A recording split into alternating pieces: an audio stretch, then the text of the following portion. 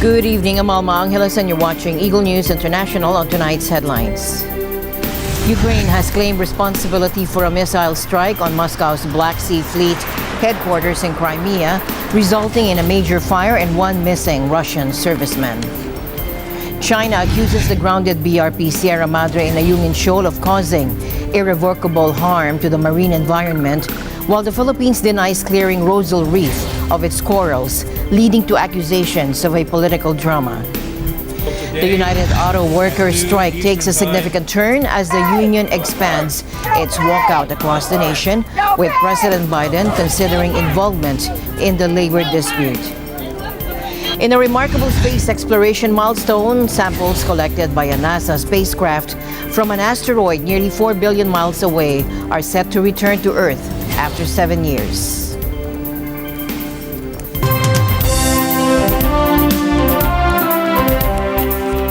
Now, Ukraine has claimed responsibility for a missile strike on Moscow's Black Sea Fleet headquarters in Crimea, causing a major fire and one missing Russian serviceman. This attack is part of an escalating tensions with Russia suffering previous strikes on the strategically vital port. Simultaneously, the peninsula faced an unprecedented cyber attack on its internet providers. Ukrainian President Volodymyr Zelensky has urged allies to provide long-range missiles to target deeper positions in Russian-controlled territory, with France and the United Kingdom supplying weapons to Ukraine. Ukrainian President Volodymyr Zelensky expressed gratitude to Canada for life-saving aid in conflict with Russia. In a heartfelt address, Ukrainian President Volodymyr Zelensky extended his profound appreciation to Canada for its invaluable assistance in the ongoing conflict with Russia. Я вважаю, якщо чесно, ти допомагаєш Україні або Росії. В цій війні не буде посередників. Ось що вважаю. Допомагаючи, послаблюючи допомогу Україні, ти посилиш Росію. А потужна Росія і чого від неї очікувати, я думаю, історія в книжках і в свідках на все це вже давно відповіла.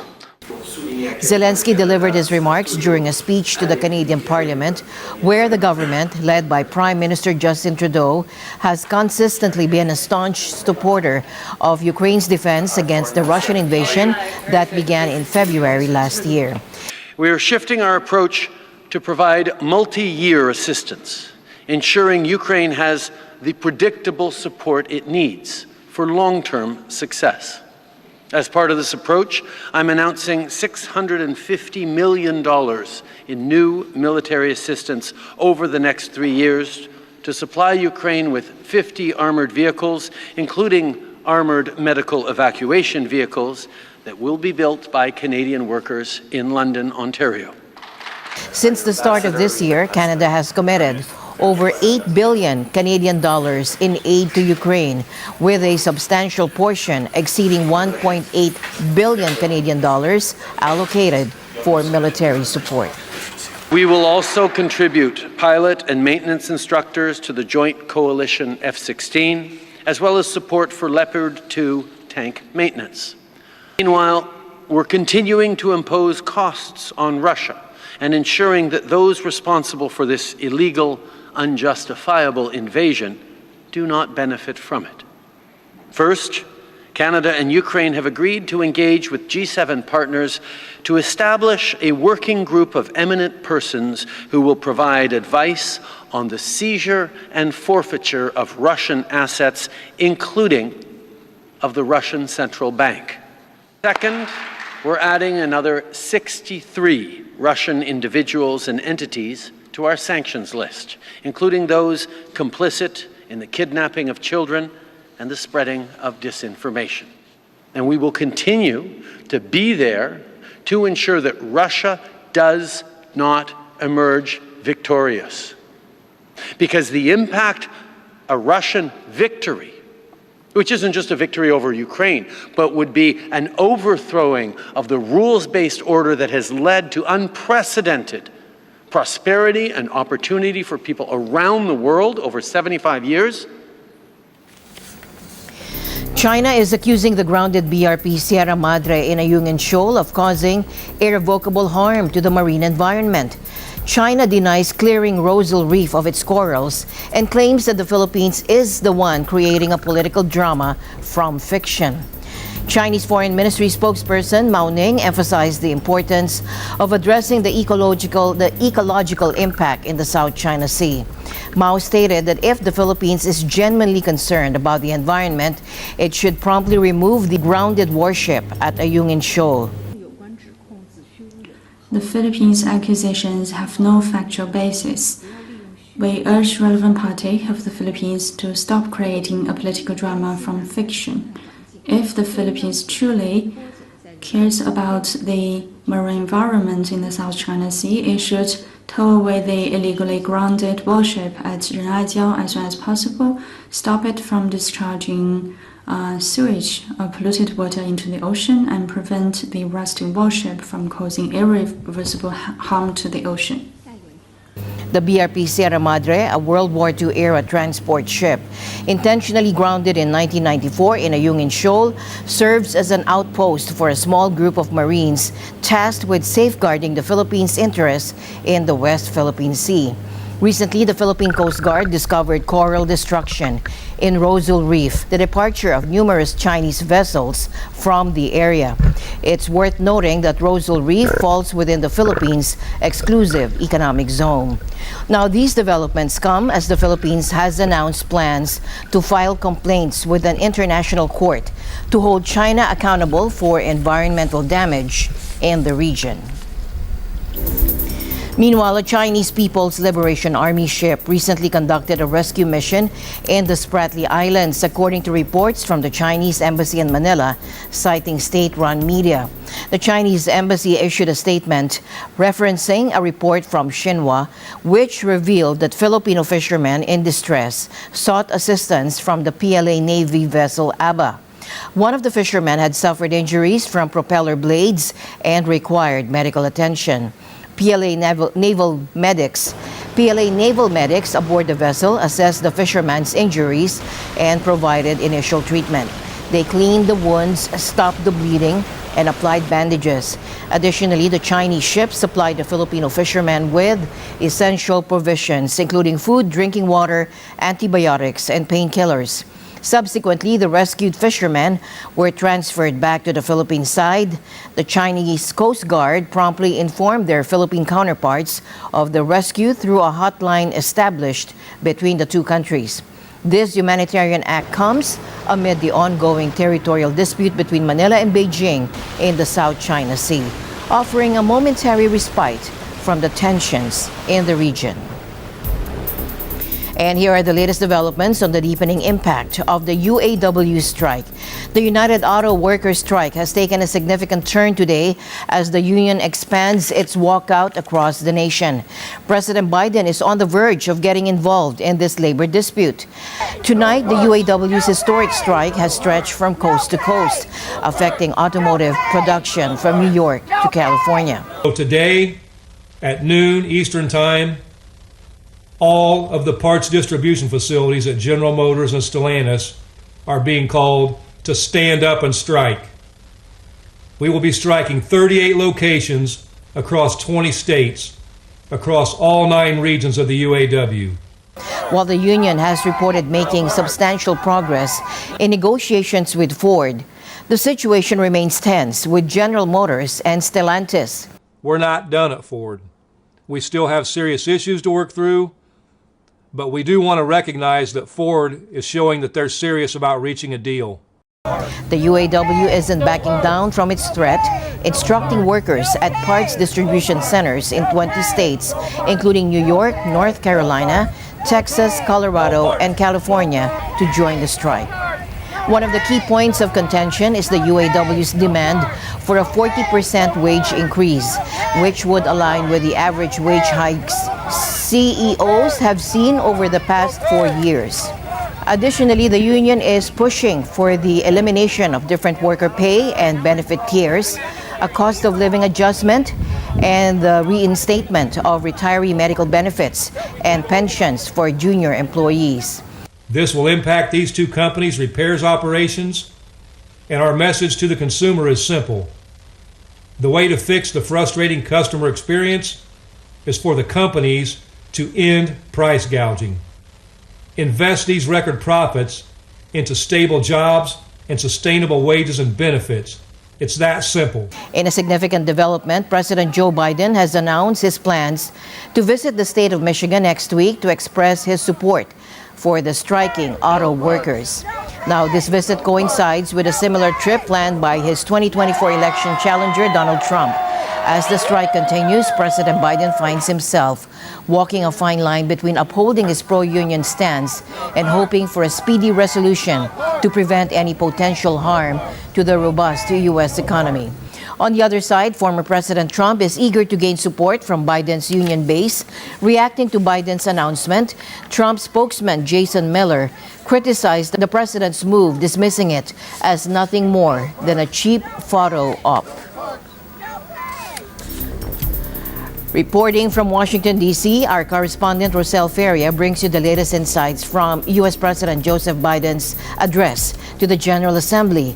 President Biden's speech delivered during the general debate on September 19th emphasized critical global issues including the Ukraine conflict, international cooperation, responsible leadership, and climate change. Rosel.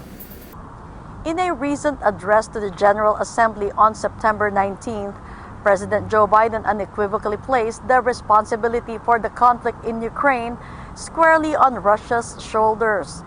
During his speech at the General Assembly's general debate, President Biden reasserted the country's unwavering commitment alongside its global allies and partners to stand firmly by Ukraine's people as they defend their sovereignty, territorial integrity, and their cherished freedom. We strongly support Ukraine in its efforts to bring about a diplomatic resolution that delivers just and lasting peace. But Russia alone bears responsibility for this war. Russia alone has the power to end this war immediately. And it's Russia alone that stands in the way of peace, because Russia's price for peace is Ukraine's capitulation, Ukraine's territory, and Ukraine's children. We have to stand up to this naked aggression today and deter other would-be aggressors tomorrow. That's why the United States, together with our allies and partners around the world, will continue to stand with the brave people of Ukraine as they defend their sovereignty and territorial integrity and their freedom. In his address, the U.S. President emphasized the importance of cooperation and partnership as the linchpins of progress. He highlighted the common challenges faced by nations worldwide.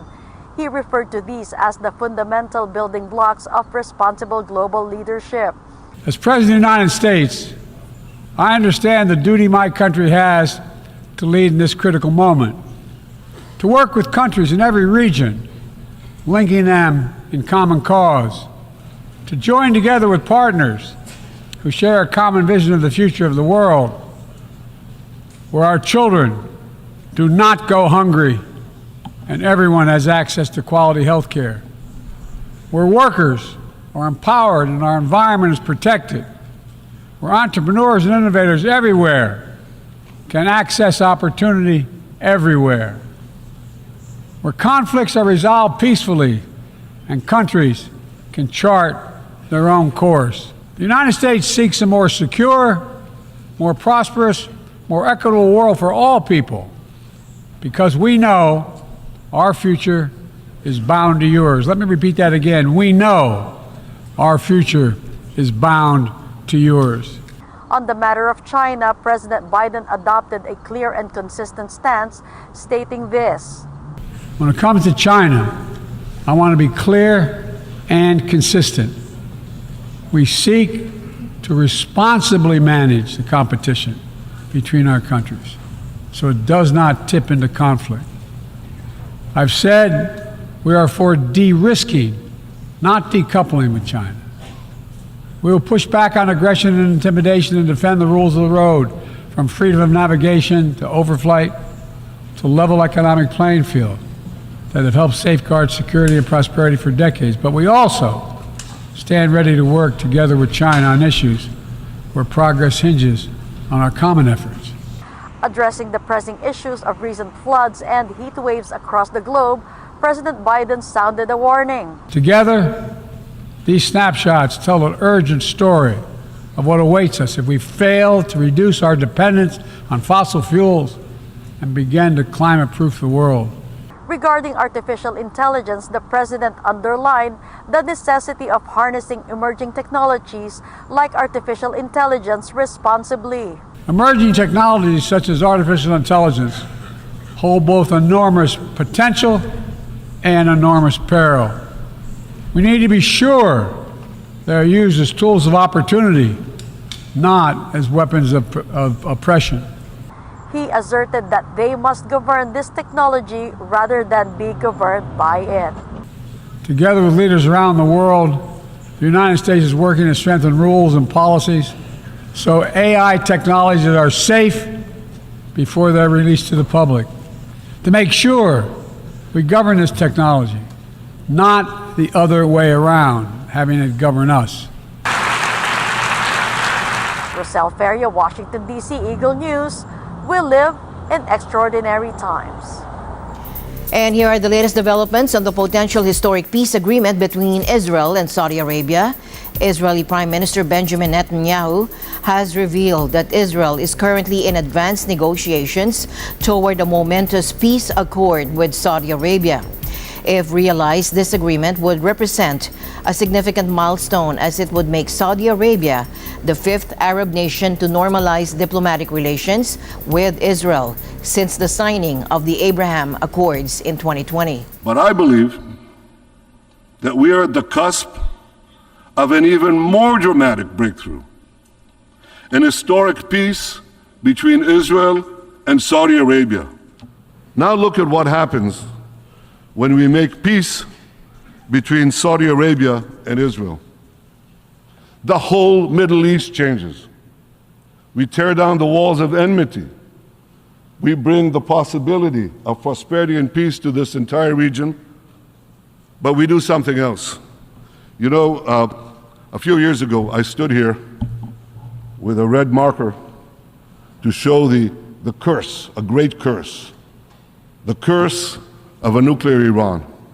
But today I bring this marker to show a great blessing, the blessing of a new Middle East between Israel, Saudi Arabia, and our other neighbors.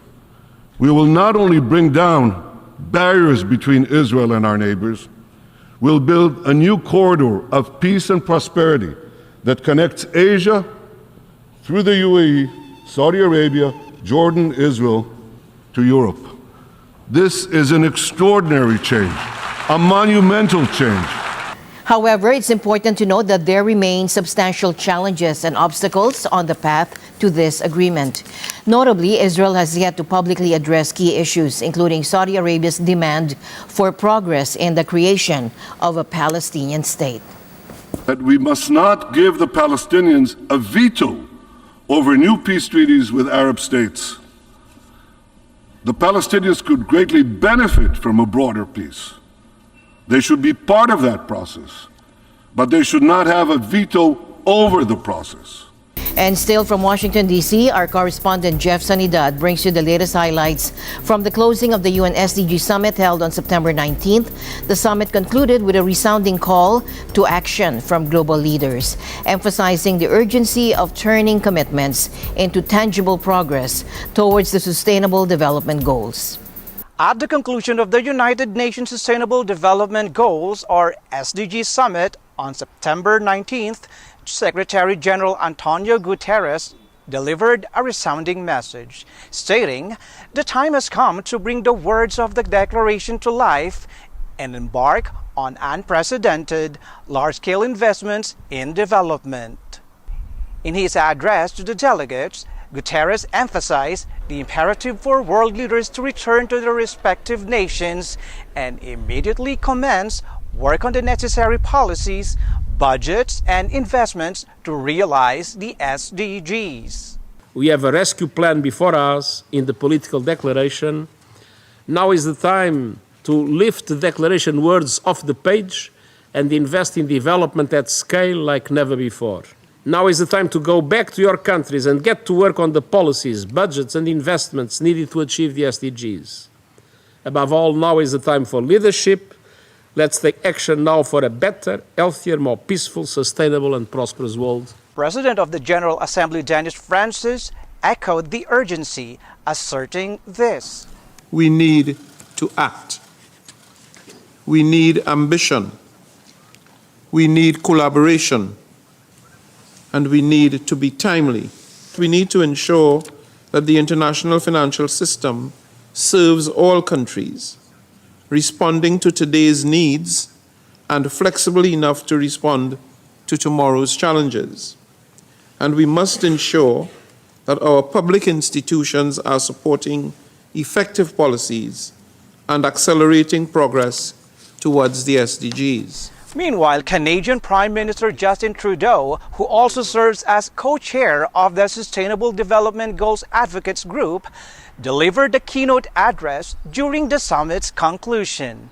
We need to ensure that the private sector steps up fully to invest around the world. We need to be activating those resources. We need to work hand in hand with emerging economies to make sure there is predictability and steadiness and stability for their investments. So the time has come for all of us to step up and understand that the future is expecting us all to meet this moment. We need to redouble our efforts. We need to continue to work together. We need to build the better world that the SDGs are the roadmap to. The SDG Summit has outlined a crucial development to-do list with 7 key priorities. Transformation of support for the SDG stimulus into tangible investments in developing nations. Translation of commitments made at the summit into concrete policies, budgets, investment portfolios, and actionable plans. Reinforcement of support for action across 6 critical SDG transitions: food security, energy, digitalization, education, social protection, jobs, and biodiversity. Immediate planning for substantial increases in investments in social protection. Urgent calls for developed countries to meet the official development assistance target of 0.7% of gross national income, as emphasized in the political declaration.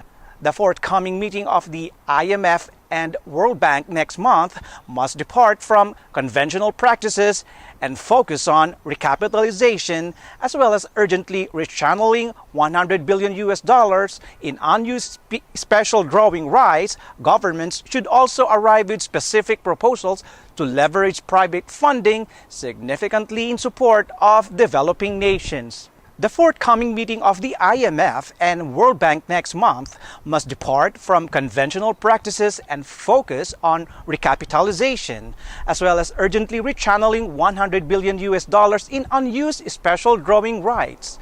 Government should also arrive with specific proposals to leverage private funding significantly in support of developing nations. Arriving at COP28 next month with concrete plans and proposals to avert the most dire consequences of climate change, honoring global commitments to provide essential support and aiding developing countries in achieving a just and equitable transition to renewable energy. In Washington, D.C., Jeff Sanidad, Eagle News. We live in extraordinary times. And more highlights from the Sustainable Development Goals Summit, where world leaders have united to amplify their efforts to the pursuit of the SDGs, a global roadmap guiding humanity towards a better future by 2030. Joan Serano reports from New York.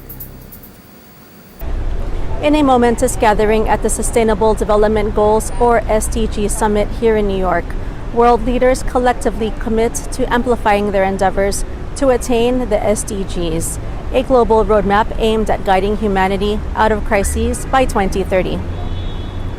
During the summit's opening on September 18, President of the General Assembly, Dennis Francis, emphasized the urgency of eradicating poverty and reducing hunger two critical facets of the SDGs. Despite commitments to eradicate poverty and to reduce hunger being at the core of this agenda, alarmingly, 1.2 billion people were still living in multi-dimensional poverty as of 2022. It is estimated that approximately 8% of global population, or 680 million people, will still be facing hunger in 2030. Can we accept these numbers? Or, because they make us uncomfortable, should we pretend they do not exist and carry on with business as usual? Surely we cannot. UN Secretary General Antonio Guterres joined the discourse at the summit. Guterres highlights that the SDGs embody the hopes, dreams, rights, and expectations of people worldwide. And they provide the surest path to living up to our obligations and the Universal Declaration of Human Rights, now in its 75th year. Yet today, only 15% of the targets are on track, and many are going in reverse. Instead of leaving no one behind, we risk leaving the SDGs behind. In a special event known as the Halftime Show, musical guests and speakers converge to ignite inspiration and envision the attainment of the SDGs. Actor and UNICEF Goodwill Ambassador Orlando Bloom delivers a powerful message centered on the significance of children's rights, dreams, and futures within the context of the SDGs. Children are the foundation of our future, and to secure this future, we need to make sure that all children, everywhere, both survive and thrive. This is the promise of the SDGs. At its very core, it means providing protection, healthcare, and quality education for every child, everywhere. We could face a generational catastrophe if we don't intensify our efforts to the end and learn about leaving this crisis behind us. Let's go into the second half of 2023 agenda with renewed energy, collaboration, determination, and let us never forget that children's rights, children's dreams, and children's futures are at the very heart of the Sustainable Development Goals. Let's use the goals to make the future fantastic for every child. Meanwhile, Danish actor Nikolaj Coster-Waldau, renowned for his role in Game of Thrones and serving as a Goodwill Ambassador for the UN Development Program, stresses the importance of addressing climate change with optimism. Everybody knows on this planet that we're facing massive challenges. And I think there's a danger if we're constantly talking about the fear, that we install fear in people, that we're doomed, that the clock is ticking out, that we have reached the tipping point, that there's no going back. I mean, that is the fear kind of, to me, when I'm afraid, I almost feel paralyzed. It doesn't install the will to act. We're not gonna mess this up. There are solutions, we will implement them. There is hope. And because I find that it's, if you get the impression that all hope is out, that there's no solution, that we can't solve this, then why bother? Exactly. And I think we need to bother. Coster-Waldau will soon embark on a journey around the world for an upcoming documentary series entitled An Optimist's Guide to the Planet.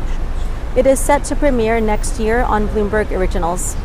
The series will explore various potential solutions to environmental challenges, offering insights into optimism and action in the face of climate change. Joan Serano, New York, Eagle News. We live in extraordinary times.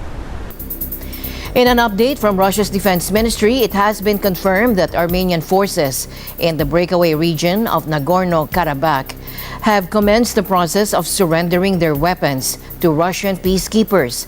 While there have been multiple instances of ceasefire violations, fortunately no casualties have been reported since Azerbaijan reclaimed the region earlier. Explain what's going on there. So the situation is horrible.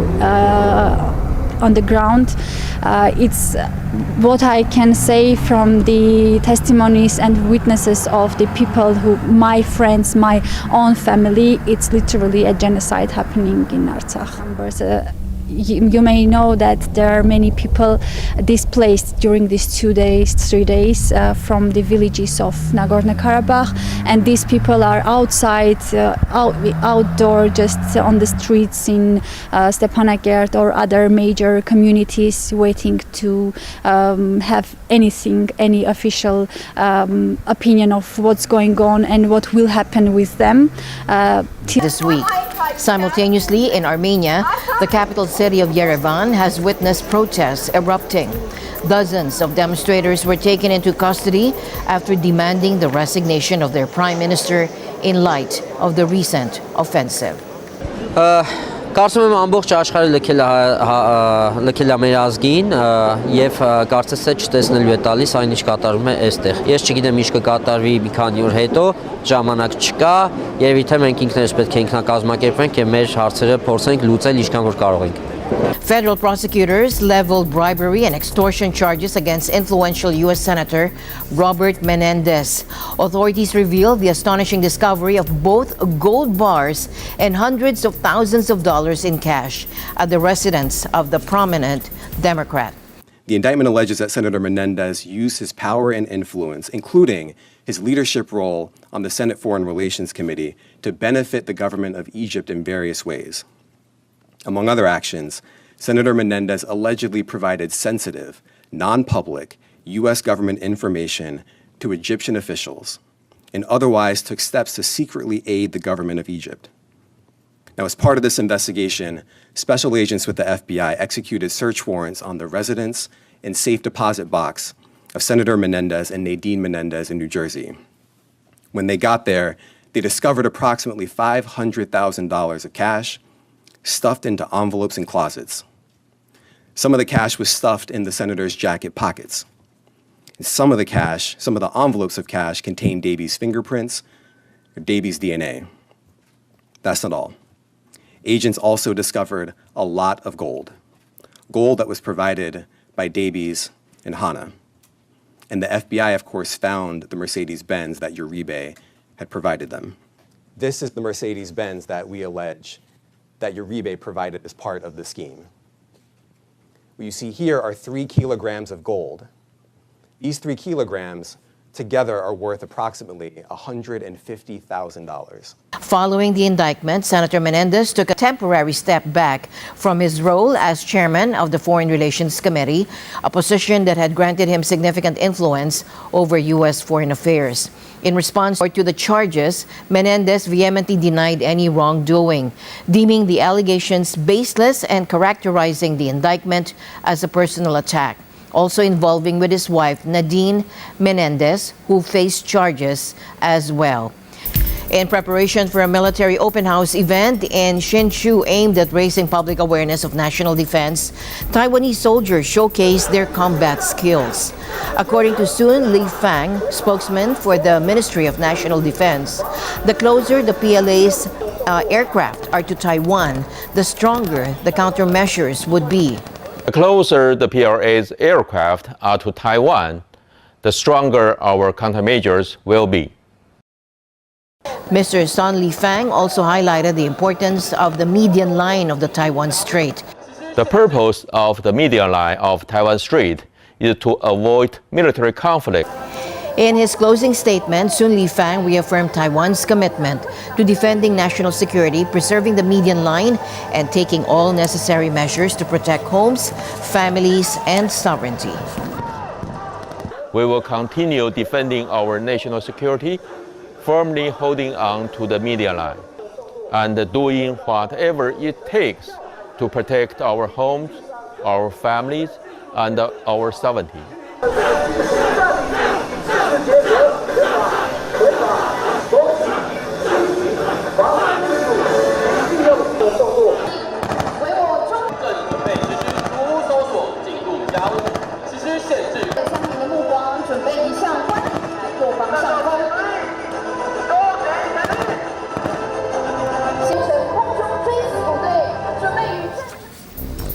Meanwhile, the Taiwan Aerospace Defense Technology Expo marked its return after a 4-year hiatus, taking place at the Nangang Exhibition Center in Taipei. This year's expo saw the participation of prominent U.S. aerospace and defense companies, including industry leaders such as Lockheed Martin and BAE Systems, making their debut at the event. As China advances in drone technology, Taiwan is extending support to its local drone firms, aiming to strengthen its drone supply chains. Max Lowe, chairman of Geosat Aerospace and Technology Inc., expressed the potential of Taiwan's drone industry, which boasts over 20,000 licensed drone pilots. We have more than 20,000 licensed drone pilots already. So during the war, not just our formal troops, all the society, maybe we can mobilize the drone industry or our young pilot can become a volunteer army, just like the Ukraine. Use the drone for the target acquisition, use the drone to report the intel for our troops. And that could be a collaboration between our military troops and our civil society.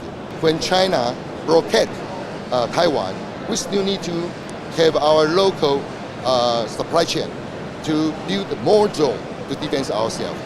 So to build that types of the capacity, ability is our mission of our national drone team. Meanwhile, Quan Lu-chen, chairman at Thunder Tiger Court, discussed the strategic use of sea drones in the context of the Ukraine conflict.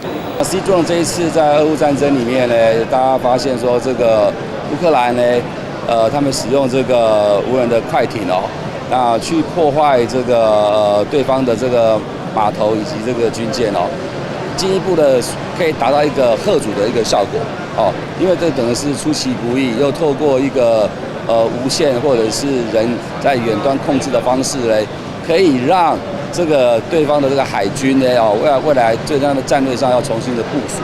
那也有鉴于因为台湾的地形，我们四面环海，又离这个对岸呢这么的近哦，所以未来的无人机的一个角色哦，它不只是在空中，所以我们也积极的往这个水上以及水下的去做发展。